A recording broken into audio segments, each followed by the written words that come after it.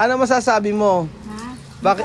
Ang dami ko raw inuutos sa'yo. Unang araw pangalan daw ay ang dami ko nang gusto ipagawa sa'yo. Ano ang masasabi mo doon? Hindi, kayang-kaya kong gawin yun. Oh, kaya gawin. Pa nga yung trabaho ko na yun na... Ang tanong ko, magaan ba ang trabaho mo? Yan. Bakit naging magaan? Yung mga simpleng gawain lang. Good morning, good morning! Patayin ang sasakyan at malakas ang gasolina, mahal ang gasolina mga amigo. Ang aga naman. Second day ni Ate Janet. At tignan niyo po mga amigo, huwag kayo. Nakadilig na ang tiyahin mo. Ayan po mga amigo, nakita niyo po, nakadilig na. So asa na? Good morning! Ng tao, asan sila? Good morning, good morning. Kailangan ay magandang nga ang ating morning. Mga amigo. Wow. Wow, ang galing naman. Oo, nakadidig na. Wow, ang galing natin, Janet. Totoo bang paglilinis yan? Good morning. Yung isang gamitin natin, yung isang hose. Para ano natin lahat yan. Ayan. So, mag-aano tayo? Malaki. Oo. Kumusta ang second day mo? Naman, gusto ko yun talaga yung maaga-maaga. Ang aga mo, ano oras ka dumating? 5:44 na.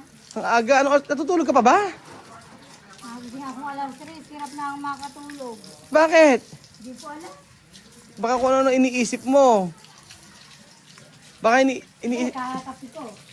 Ay. Wala naman ako iniisip. ilang beses ka tatlong beses ka nagkakape, di ba sabi mo? Sa magdamo. Nako, lubay-lubayan mo Ate Janet yung pagkakape. Bigyan ako ng nag-busy media. Tulog ko ulit pagdating doon na. Aba, hindi tama yung pag-ano mo. Ando ba si Billy? Oh, nagpipakape. Ala, si Billy na andito. Ang aga naman nagpapanggap ni Billy. Ay, sus, ginoo. Ay. Tanggap na naman talaga. Hindi na ako naging, wala. La, sahuran. Ayoko mag-talk. Ayaw mag-talk. Ay, may pakape ka pa. Yes, kasi alam po darating yung amo ko eh. Gusto ko naka-ready na yung coffee niya. Nako, i-ready mo kay Belgium yun. I-ready mo sa amo mo kay Belgium. Asan yung Hindi ibang... daw siya magko-coffee today. May- Magbabanana lang daw siya. nako, ikaw pa nagpe-prepare niyan. Ano yung ginawa mo? Bukod sa nagbukas ng pintuan. Ay, grabe siya yun. Kay Belgium, ano? Ako, naglaban na ako. Kay Belgium, alam mo, ano ginawa niya? Alam mo, may sinasabi nga kanina sa akin yan eh. Nako, maaga lang si Ate Janet, kaya maaga si Billy. Pero kung hindi mo uutusan yan, hindi na masusunod yan. Sabi ni Belgium! Nala kayo sa akin. Sige, mag-ano na ako. Magre-resign na ako. Nag-resign.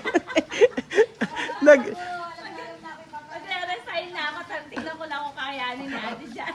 Janet, alam niyo na mapunta ka na, binuksan mo lang yung gate, alam niyo na mapunta ka na daw. Oo. Ay, Sabi kasi niya maaga nga siya. Eh sabi ko, ba't di mo ako pinuntahan ng isang araw? Eh sakto daw kumukulo na daw tiyan niya. Kaya hindi na siya nag-ano sa akin. Nagpapatok. puno na kulat yan, baka kung ano kasi pinagkakakain mo. Kaya hindi sa ano sa loob. Kumain ka na siopaw, hindi naman pala kaya ng sikmura mo. Ako, ganun ako eh. Minsan, alam mo ba, pag kumakain ako ng... Ano ang pakwan na bigay doon sa tindahan ng pakwan? Kumain ka ng... Ay, baka naman... Mga reject. Alam mo ba yung... Hindi reject. Dahil nagpapakon yung anak ko. Alam mo ba yung ano, yung nang kumain dati ako ng pakwan? Ganyan din, baka yung mga ano... Tapos ano, yung Indian. Ate Janet, anuin mo. Asa yung sabon? Sabunin natin na sabunin. Kaya ba yun pakikuha ng sabon at tuturuan natin si Ate Janet ng ano. Nako yung tamang paglilinis, yung training. Ba yun yung asa yung ano. Hindi ka titira ng paglilinis. Hindi ka titira ng paglilinis. Hindi tinitipid ang sabon, Ate Janet. Ayan po mga amigo, nandito tayo at second day ni Ate Janet. Kung hindi magbabardago lang po tayo mga amigo. Kailangan nating kailangan nating ano Billy, yung okay pa ba yung swimming pool? Okay pa ba? Palitan natin drain. Oo. Billy, paano i-drain yun? Ay, ikaw kaya mo yan. Mag-experiment ka ulit. Ako pala ang magde-drain. So maligo kaya tayo. Medyo marumi na ang swimming pool natin mga amigo. So kailangan na itong palitan. Ayan. So kailangan lang natin i-drain yan.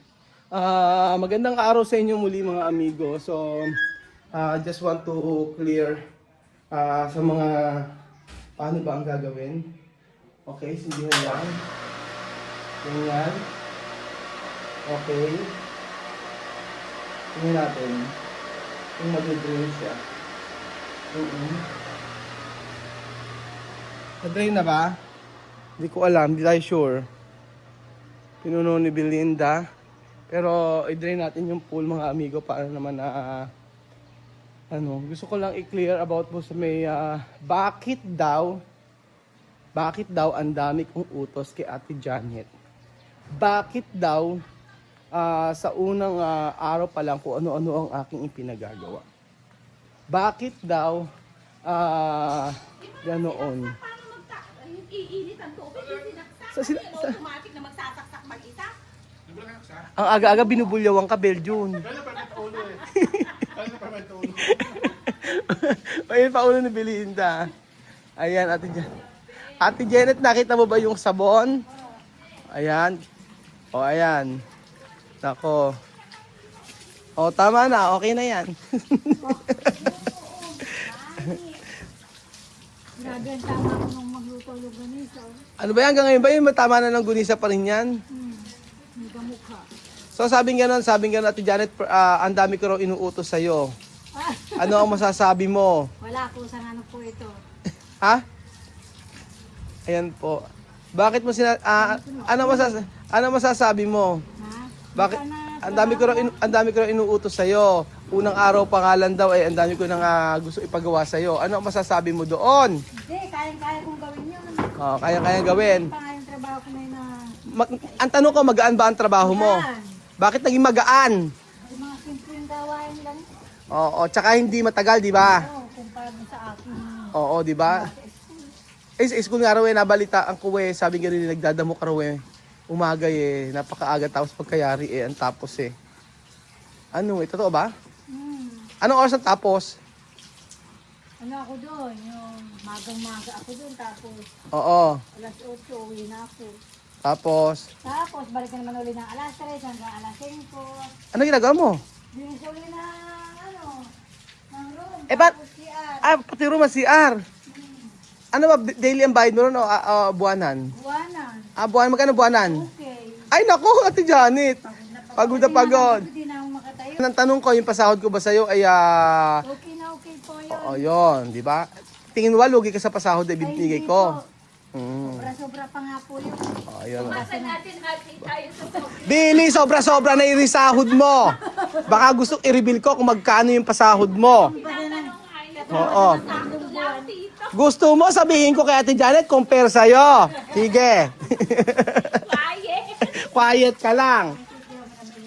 Oo, kasi may asawa nga siya. Tsaka nagagamot kasi yung asawa niya. Ni Kuya, ano sa akin? Ano naman? Teka lang muna, pahampas muna. Oh. Ay, yan pa. Pag lang dito. Ano ba? Ay, may nag-comment sabi ni Gunamen. Oh, Mama, may nagko-comment. ano sabi? Dapat naman daw sa'yo nakalugay na yung buhok mo dahil maganda naman daw yung buhok mo. Sabi ko, talaga? O teka, Bakit buhok ko na? ilugay natin, Ate Janet, ang buhok mo. Ayan, ilugay natin. Oo nga, ba't nga ba hindi nakalugay yung dami? Ayan, ayan, ayan. Grabe, di Oh, na tige. ako nag-supply. Oh, ayan. Oh, ayan. Oh, bagay naman sa'yo nakalugay ha. Oh, para kang Ay, 20. Bruhilda. Bruhil. Bilang po. Sige, ilagay mo na. Oh. Oh, at least gusto mo talaga laging nakaganyan yung buhok mo nakataas. Mainit. Ayaw i-reban. Ay, Bakit? straight talaga buhok ko. Oh, kulot. Ayaw ko rin. Nagpakulot na ako nung high school ako. Ano pag na high school? Bumalik sa tuwid. Oh, ayaw rebanded ka. Ito nung nanay kung kulot yung buhok ko. Mm. Yun ang magandang halaman, oh. Saan? Yan. Ay, ito. Ngayon naman. Kaya kailangan diligan ng diligan at Janet. Masama rin yung sobrang bilig na mamatay. Ay, bakit? Malulunod. Parang tao lang. Kung kanyang kainit, Ate Janet, paano malulunod? Kailangan ng tubig. Kailangan. O, ayan na. Atak. Nabata. Nakadilig ka na pala sa harapan no? Napakabilis mo. O, di ba, ganyan lang naman ang gagawin mo. Napakadali lang. Sa school nga, dumating Oo. man yung teacher, tapos na ako ng Tapos ka na. ginagawa. Gano'n, 2,000 sa isang buwan. Siguro baka yun na talaga ang budget. Pero huwag kang mag-alala, at least may regular ka na ng trabaho, di ba? Hindi ka na mahirap. Pag gusto mong bumali, pwede kang bumali.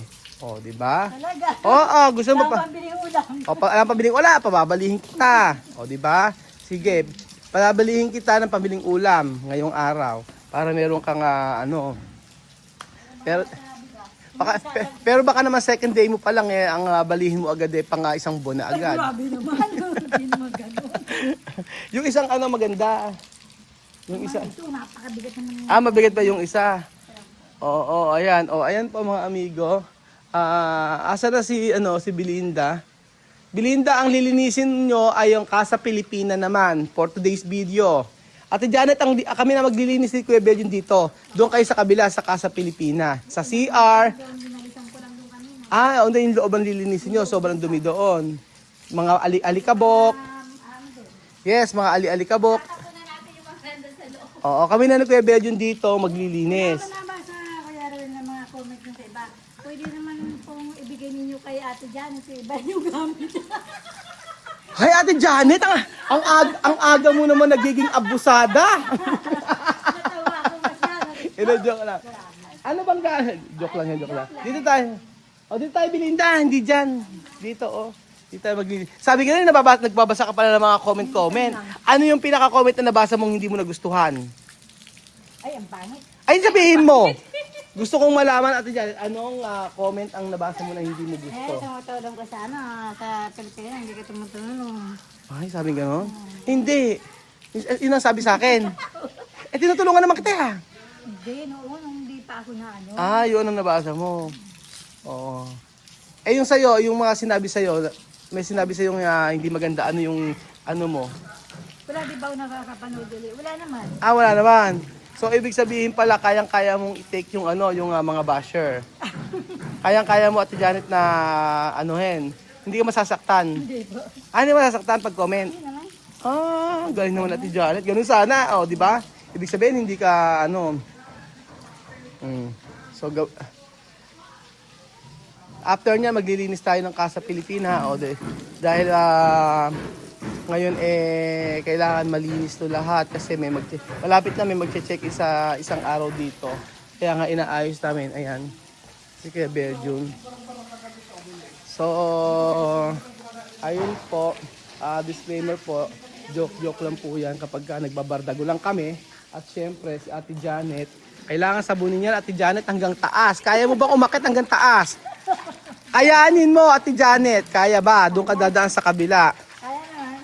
Oo. Ano ba niluto mo kagabi? Kagabi, embutido lang. Ay, nag-imbit. Ay, nako. Nakaluwag-luwag na sa Ate Janet. Nag-iimbutido na ngayon. Huwag kayo.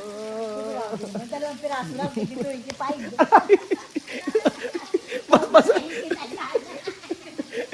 Ba't masakit yung hampas niya? Nakakadurog ng buto. Ay, na-drain na? Yes, na-drain na. Bukod pala sa marami tayong gagawin ngayong araw, Kuya Belgium. So, eto. Ay, nako, nagdedemand na si Belinda. Saan? Ay, kasali ka sa 4-piece? Nako, kukubra ka na naman, paldo ka na naman, Ate Janet. Meeting pa lang. Anong oras ba ang meeting? 10. Kailangan bawal kaming mali. 10, excuse me, hanggang alas 9 lang kayo rito. Huwag kayong OA. Hanggang alas 9 lang kayo rito. Di ko pa pinaabot hanggang alas 10. Ano Ate Janet ko kasi Ate Janet? Ano unahin ka sa Pilipina o swimming pool? Parang matagal swimming pool, madali lang kasi. Kasa, doon tayo sa... I-drain pa to lahat. Ha? Hindi, pero mas magandang lumublob na agad kayo tapos kaskasin nyo na yung mga gilid-gilid. Oh my God, dubog kami natin Janet. Muriatic. Alam mo sinasabi Muriatic Belgium? Sabi ko lulublob. Moriatic, kailangan ng Moriatic niya kasi maroon may mga yelo-yelo sa gilid. Sige, Muriatic. Pabili tayo ng Muriatic. Ate Janet, pinagtimpla ka pa ng kape ni Belinda. Sabi ko sa iyo ganyan si Belinda. Oo, ganyan si Belinda. Wala tayo Oo. sugar yan ha. Ganyan si Belinda para si Kuya Belgium. Mga... Anong sugar? Wala. Bakit ang sugar? Ate Janet, ikaw na maglagay ng sugar mo. Ako, wala sugar. Ikaw, sugar ka ba? O ayun, saging. Tapos may pasaging pa sa'yo. O, ano pa ba ang kailangan mo, Ate Janet? Bukod sa bale. Pakibasa nga si Kuya Belgium. pasensyahan. Pasensyahan, bakit?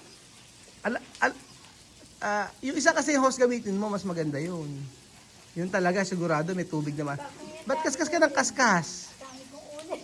Ay, alam mo yung kamay, parang okay na yung kamay mo. Hindi na kagaya dati, no?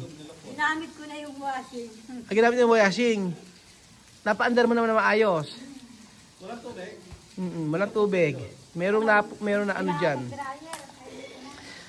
So, magandang araw po muli mga amigo. Ito ang araw na napakasaya sapagkat sa second day ni Ate Janet, kitang-kita naman ang kasiyahan. Mga mapanghampas lang, pero syempre, ganun siguro ang buhay.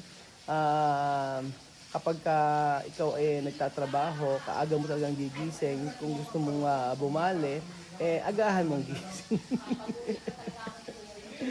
So,